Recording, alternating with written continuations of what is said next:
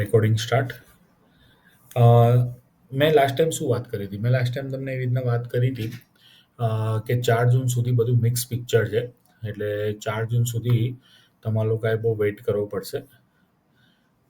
પણ જે પ્રમાણે મેં બીજી વાત કરી હતી કે માર્કેટ નિફ્ટીની વાત કરીએ તો જો નિફ્ટી 22,500ની ઉપર જાય બરાબર, તો હું એને અપ મૂવ કન્સિડર કરીશ. હવે અપ મૂવ થશે નહીં થાય એ મને નહીં ખબર, બટ હું એને અપ મૂવ કન્સિડર કરીશ.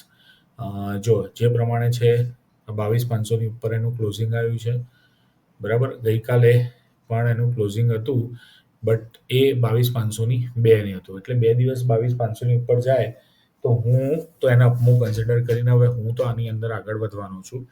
એટલે મેં મારો પોર્ટફોલિયોમાં ધીમે ધીમે સ્ટોક વધારી દીધા છે અને તમારે પણ જો વધારવા હોય તો વધારી દેજો. પણ અગેઇન એક જ વાત, સ્ટોપ લોસ ટાઈટ રાખજો, કારણ કે ઇલેક્શનની એક ઇવેન્ટ આવે છે. એટલે ઇલેક્શનની ઇવેન્ટમાં તમારી જોડે કંઈ પણ થઈ શકે. બટ મારું એવું માનવું છે કે હવે જો માર્કેટ એવું બતાવવા જઈ રહ્યું છે કે આ બાઉન્સ નથી પણ અપમૂવ છે, તો આપણે એની અંદર પાર્ટિસિપેટ કરવું પડે. હવે એક રીતે જોવા જઈએ તો 22,500ની આસપાસ છે, તો મારા માટે એનો સ્ટોપ લોસ કેટલો હોઈ શકે? મારા માટે એનો સ્ટોપ લોસ હું તમને કહું તો આ કેન્ડલનો લો, જે સમથિંગ અરાઉન્ડ 22,055, એટલે મોટા મોટી ગણો તો 22,000 મારા માટે સ્ટોપ લોસ થઈ જાય. 500 પોઈન્ટનો સ્ટોપ લોસ થઈ જાય. હું અહીંયા નિફ્ટીની વાત નથી કરી રહ્યો, હું સ્ટોકની વાત કરી રહ્યો છું. જો એ 22,000ની નીચે જાય તો હું સ્ટોક સ્પેસિફિક આવીશ. બંડલમાં લીધેલા સ્ટોકને હું તિલાંજલિ આપી દઈશ. સ્ટોક સ્પેસિફિક સ્ટોપ લોસ હું હિટ કરાવડાવી દઈશ. અને હું જનરલી છે ને નિફ્ટીમાં ટ્રેડ કરતો હોઉં છું, બટ અત્યારે હાલની તારીખમાં હું નિફ્ટીમાં ટ્રેડ નથી કરતો. નિફ્ટીમાં ટ્રેડ હું કેમ નથી કરતો? કારણ કે જો ઇન્ડિયા વિક્સ તમારું વધારે છે, 20ની આસપાસ ઇન્ડિયા વિક્સ છે, તો ઇન્ડિયા વિક્સ જો 20ની આસપાસ હોય તો એની અંદર ઓપ્શન બાય કરવું બહુ રિસ્કી થઈ જાય. એટલે ઓપ્શન સેલિંગ કરવું પડે. હવે જે પ્રમાણે 20ની આસપાસ ઇન્ડિયા વિક્સ છે ને, સપોઝ કોઈ કોલ શોર્ટ કરે છે, મેં તમને પહેલાં પણ કીધું છે કે પુટ શોર્ટ નહીં કરવાનું. હું પુટ શોર્ટમાં પર્સનલી બિલીવ નથી કરતો, કારણ કે માર્કેટમાં મેં પહેલાંય કીધેલું, અગેન હું રિપીટ કરું છું કે કોઈ દિવસ પેનિક બાઇંગ વર્ડ નથી આવતો, પેનિક સેલિંગ વર્ડ આવે છે. એટલે જો તમે પુટ શોર્ટ કરશો અને માર્કેટ ગેપ ડાઉન ખોલીને જો નીચે જ ભાગવાનું શરૂ કરશે તો તમારું પુટ તમને બહુ પેઇન આપશે. પેનિક બાઇંગ ક્યારેય નથી હોતું. પેનિક બાઇંગ ના હોય એના કારણે તમે કોલ શોર્ટ કરો તો જરૂરી નથી કે માર્કેટ આજે 22,500ની આસપાસ છે તો એક વીકની અંદર જ સીધું 25,000 કે 24,000 જતું રહે. It's not possible at all. Possible થવા કંઈ પણ થાય, પણ એ તો 7,500 માર્કેટ નીચે હોય ત્યારે પોસિબલ થાય, બટ નોટ ઓન ધીસ સેનારિયો કે એ અત્યારે આટલા ઉપર હોય અને એ કરે. તો એ લેખે હવે આપણે જોવા જઈએ તો કોલ શોર્ટ અત્યારે ઇમ્પોસિબલ થઈ ગયું છે, કારણ કે 20ની આસપાસ વિક્સ છે. અને જો માર્કેટ ઇલેક્શન પછી જેમ બધા કહી રહ્યા છે મોદી સરકાર આવશે અને જો 400 ઉપર આવશે તો માર્કેટ ઉપરની તરફ ભાગશે, તો કોલ શોર્ટમાં બહુ જ તકલીફ પડશે. જેમ કે સાચી વાત એ છે કે એફઆઈઆઈસ પોતે પણ સેલિંગ કરીને બેઠા છે 28%. એટલે અગેન માર્કેટ બધા જોડે પ્લે કરી રહ્યું છે. જ્યારથી ઇલેક્શન એનાઉન્સ થયું ત્યારથી લઈને તમે આજ સુધી જોશો તો માર્કેટ ત્યાંની ત્યાં જ છે. એ જ રેન્જમાં છે, ના ઉપર જાય છે ને નીચે જાય છે sideways. Just look at that. Market આ તારીખથી સાઇડવે ગયું છે તો હજુ સુધી ત્યાંનું ત્યાં છે. જસ્ટ માર્ચમાં ઇલેક્શનની જાહેરાત થઈ હતી મોટાભાગે, જ્યાં સુધી મને યાદ છે ત્યાં સુધી.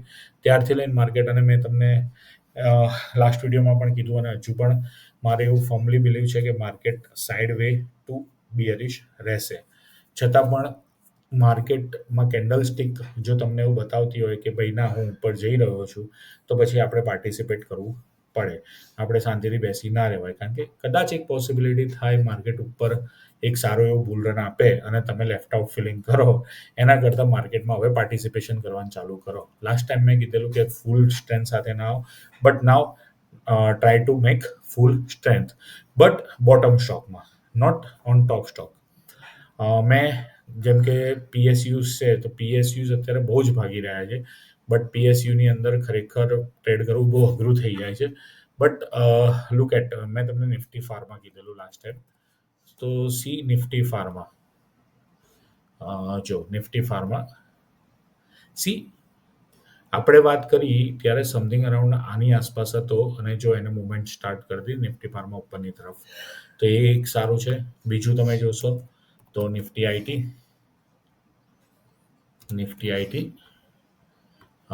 સી આ કેન્ડલની આસપાસ મેં તમને કીધેલું, આ કેન્ડલની આસપાસ સમથિંગ અરાઉન્ડ કે માર્કેટમાં મુવમેન્ટ આવે છે અને જો સ્ટાર્ટ થઈ રહી છે મીન્સ સાઇડ વેવ ટુ બુલ મારા માટે Nifty IT.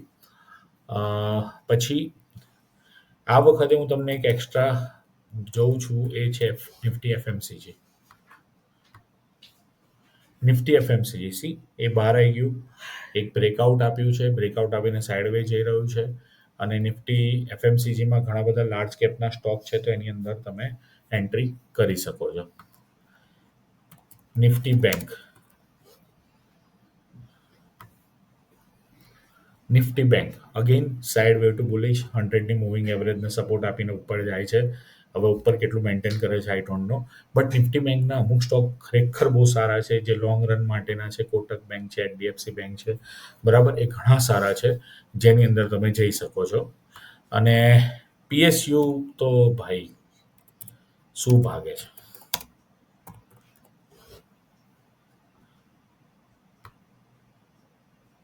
C Nifty PSU bank છે but she very interesting stocks and very interesting the scenario. So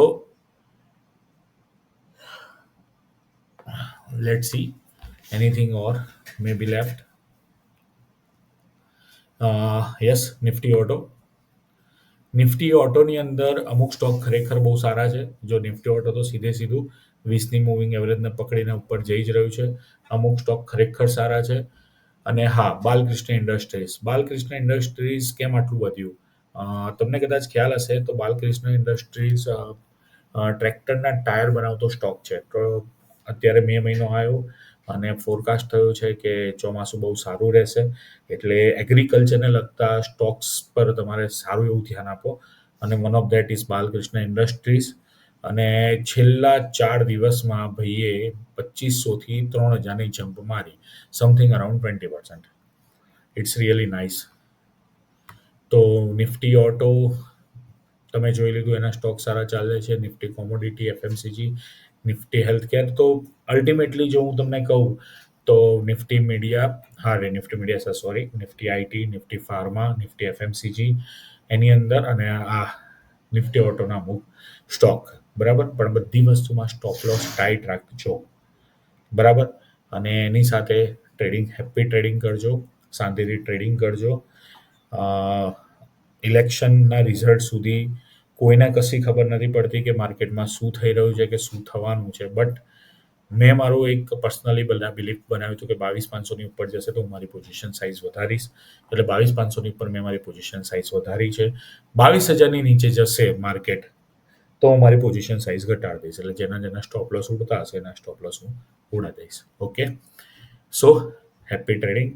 આ વીકનું એનાલિસિસ મેં પૂરું કર્યું. નેક્સ્ટ વીક મળશું. નેક્સ્ટ વીકમાં એક્સપાયરીનું વીક છે, એટલે એક્સપાયરીના વીકમાં કોઈ પણ પ્રકારની જજમેન્ટ આપણે નહીં લઈએ, કારણ કે એક્સપાયરીના વીકમાં અમુક લોકોના કોલ હોય છે, અમુક લોકોના પુટ હોય છે, રોલ ઓવર થતા હોય છે. એ રોલ ઓવરના કારણે માર્કેટ બિચારું ઉપર નીચે બેચેન થયા કરતું હોય છે. તો ને એક્સપાયરીનું વીક હંમેશા ખરાબ જ હોય છે, એટલે એની અંદર બહુ પ્રેડિક્શન થતું નથી. માર્કેટ સ્ટેડીલી રન કરતું નથી, બરાબર. એટલે પોતાની પોઝિશન સાઇઝ વધારો. કદાચ એવું બને કે ઇલેક્શન પહેલાના વીક ઉપર જ માર્કેટ ઉપર જવાનું સ્ટાર્ટ કરી દે. Okay, have a nice day. Tata, bye bye, thank you.